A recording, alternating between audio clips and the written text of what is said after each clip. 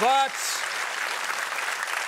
I'm so looking forward to this. Before all that, my first guest tonight is Offaly's favourite son, who just happens to be an Olympian, a major champion, and the man who in September became a Ryder Cup legend forever when he did this. He did it. The 2019 Open champion stands tall and delivers for the European team who have retained the Ryder Cup. From Clara to the Claret Jug and beyond, put your hands together for Shane Lowry!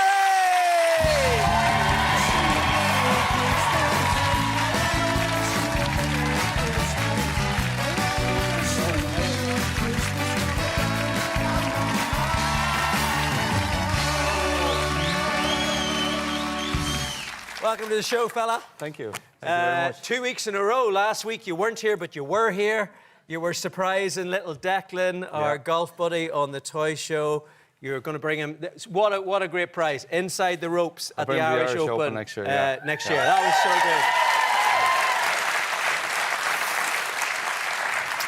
And a flag from the Ryder Cup, which I'm assuming you stole this from the greenkeepers, did you?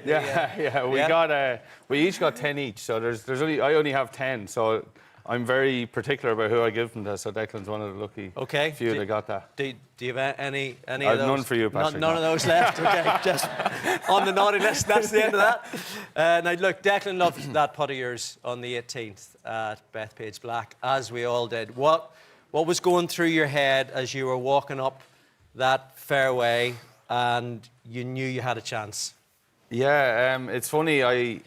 It's funny when you're in situations like that, you actually become quite aware of what's going on. And obviously, I was very nervous. But I said to my caddy walking down the fairway, I said, I have the opportunity to do something very, very cool here, very special. And, you know, basically, let's go and do it. And, you know, thankfully, I went up and hit a great shot in. And then I managed to roll the putt in, somehow managed to roll the putt in, because it's like, honestly, it's the most pressure I've ever felt. It was, I was trying to explain to somebody who was asking me about it earlier on today, and it's hard to really explain because... Well, look, have another go. Look, we'll play it again. Here we go. So tell us what's going on. Yeah, so I was shaking at this stage, and then... Really? Actually shaking? Properly shaking, yeah. And then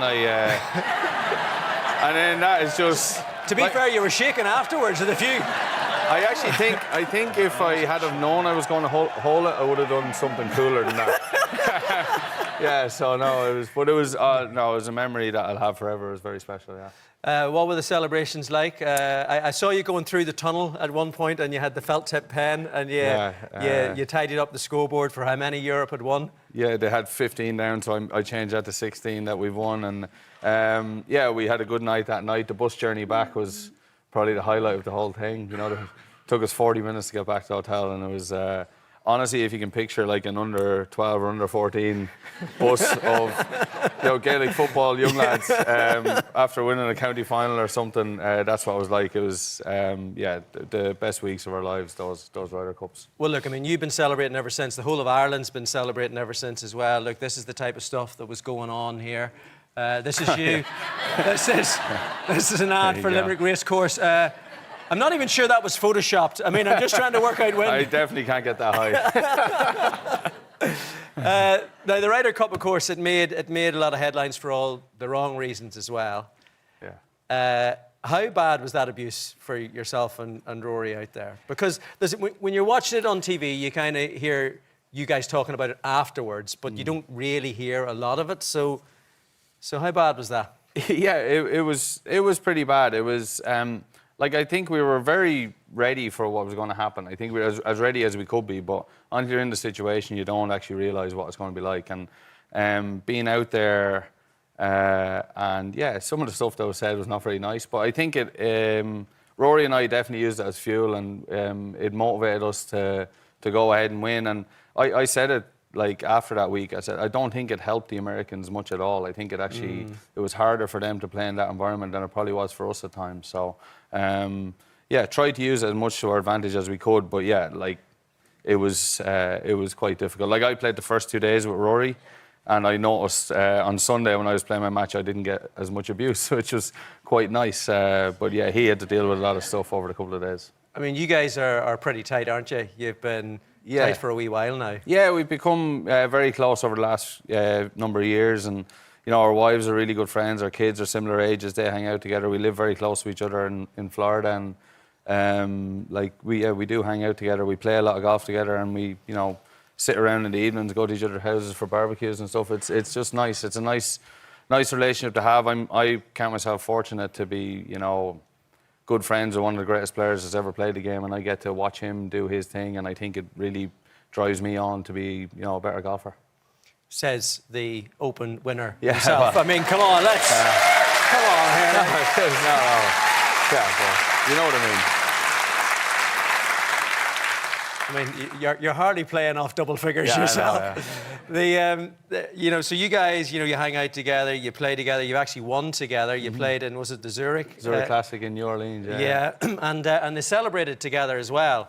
This is talk us through what's going on here. This is when the lads won. I think I know what's coming here. Here it is. Yeah, there you go. Yeah, I wasn't singing. You noticed that? Yeah. I think I was as surprised as everyone else he was doing what he was doing there. I think that was Don't Stop Believing, or in Rory's case, Don't Start Him Singing. I think that was yeah, he's not a great singer. He's a better golfer than he is a singer. What I love about that clip, is that you're in the background and there's a chance you could have took the mic and you could just see the face going, I'm just going to leave. Yeah, I'm just going to leave. Yeah, I couldn't believe it was happening, to be honest. We just won, and obviously we were very happy, and we get up on stage and there was this, we had to toast all the sponsors, and there was a lot of people there actually in the tent, and then the band just asked Rory what his favourite song was, or what his karaoke song was, and he told them, and then he started singing, and I just was, it was interesting, but yeah. But what was lovely about that, I think, was that the fans actually, they loved that. They loved the fact to see you guys out there, wearing your heart on your sleeve, and at the Ryder Cup when you're getting the abuse, a wee bit of bite back when things are going well. It's showing you're human. Yeah, and I always say that, every professional, golfer, sports person, we just happen to be good, pretty good at what we do, but we're just human beings at the end of the day, and we're normal people, and I try and live as normal a life as I can outside of the sport, and I think stuff like that shows that. You're a proud Offaly man. I think Rory could probably have done with a few singing lessons from your granny whenever you managed to bring the claret jug back to Offaly. This is Shane's granny doing her stuff. In the little town of Claro, where the frost waters lie. Come on, Sharon!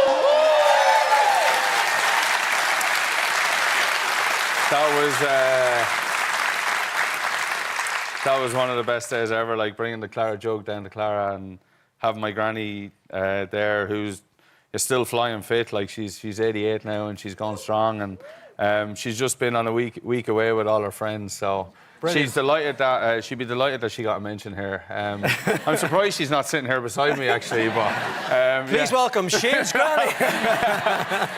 But yeah, no, she'd be delighted. She's sitting at home with Clara. So hey, granny.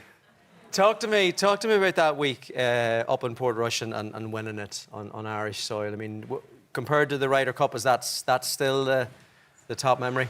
Yeah, it's hard to separate them. They're two totally different things. And the Ryder Cup is so enjoyable because you get to do it with all your friends, and it's more of a kind of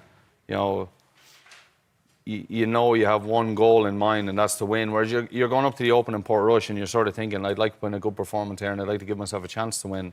Do I think I'm going to win? I probably not, but I'm going to do as best I can. There's 155 other great golfers there, and to go to Portrush and win by 6 shots and do it how I did it. The first time the Open had been in Ireland, however many years, and for me to go and win that, individually, I definitely want to top that for the rest of my career. But the Ryder Cup still holds something inside of me that I love, and like Adair Manor in 2 years' time is something that, like, even now I think about a lot. It's going to be bouncing, isn't it? It's going to be amazing, and yeah, I'm sure we're going to show them some proper good Irish hospitality, and yeah, and try and retain the trophy. Yeah. Yeah, good lad. You know, one of the things at the Open, you know, was seeing your dad, you know, just on that green, and I know he's going to be inducted. Brendan's going to be inducted into the Offaly GAA Hall of Fame. I mean, how cool is it to now be, you know, as proud as your dad's, you know, sporting achievements as he is of yours? Yeah, it's great. Look, he lives for GAA, like he really does. Like, you know, and even up like this year, he was selector for our local club, Clara. So he's still going strong on the sidelines. Probably, you know, saying too much to referees and giving out and doing all of the above. But yeah, we got promoted back to senior this year as well. So he played a part in that. So yeah, it's his love for GAA is number one. He obviously loves travelling the world, watching me play golf. But you know, he will actually not come to a tournament because there will be a match on. So he's got his priorities right. He has his priorities in a certain place. I'm not sure they're right. Okay, they're there. Okay, if you had to make a choice, Ryder Cup win or Offaly winning another All Ireland?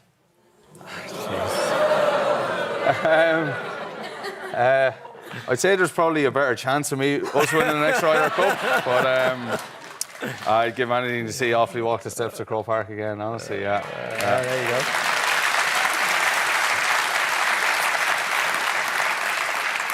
We were chatting there before the show about your two girls, and, you know, how much do they spur you on whenever you're out there? Yeah, look, it's what I do it for now, really, to be honest. I've got a great life. I love what I do. I'm very, very fortunate to have the life I have, but being away from them makes it harder. So, you know, when I am away, I work as hard as I can and trying as hard as I can to make them proud. And it's funny, over the last few weeks, like my 8-year-old Iris, she's played a decent amount of golf over the last year or so, and then Ivy, our 4-year-old, just asked me to go out last week, so she came out for the first time last week. So good. Yeah, just having them out on the golf course and seeing them grow is cool. And we only came back from Florida yesterday, so they hadn't seen the toy show. So I left them there at home. We left home this evening and they were watching the toy show as we were leaving. So, yeah. Well, I mean, that means they'll still be up at 1 o'clock tonight whenever you're getting home. You mentioned Iris there. I think she's coming up pretty hard on the rails here. We've got a clip. This is the par 3 competition. Oh, yeah. At the Masters. Yeah, this is just what it's all about. She tells everyone in her class that she's going to play the Masters. So she's like... well, I mean, she could play the Masters. Check this out. Here we go. Yeah, she was so excited when this went in. Full house here at the Augusta. Look at that. Better putting stroke than me.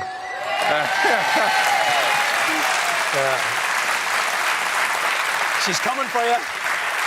I really, really hope she's watching at home. Like, she'll be so happy if she's watching at home. So, yeah. Well, look, it is so good. I know you're a really, really busy man. What you did last week for Declan, I mean, just completely blew him away. And we were so grateful. And for you to come here this week and have a chat with me, I know you have a lot of other things to be doing. And it means the world to me. No. Thanks, Shane Lowry. Cheers. Thank you very much. Okay. Thank you.